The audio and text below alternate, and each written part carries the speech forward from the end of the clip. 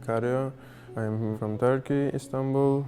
Currently I'm doing freelance graphic design, animation, and I'm doing residency in Roodkapje. Things are going a bit chaotic, but I'm also embracing chaos a lot in my daily life and practice. So the exhibition in general deals with the concept of automation and the rise of automated systems entering our daily life. And for this specific project, I decided to work with the vacuum cleaners that are autonomously moving around in the house.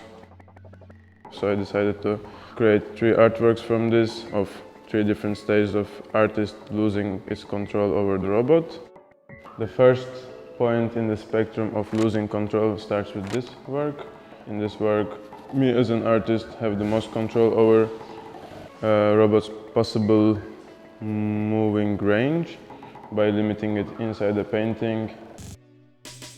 And as the second point of the spectrum, I created a Beyblade fighting arena. There's several metal barriers that audience can create a composition with, and there's this absurd fight and co-working situation going on where they start at some point finding their way through the maze that the audience creates, and they eventually start messing up their co-workers' zone.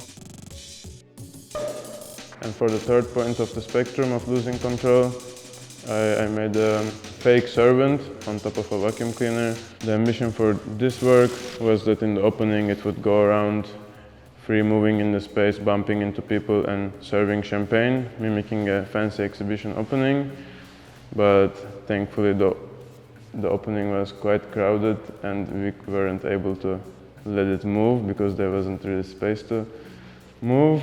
But this malfunctioning part of this process again connects to the motivation of this piece, that it would depend on the circumstances, and the circumstances didn't allow it to move around and serve drinks.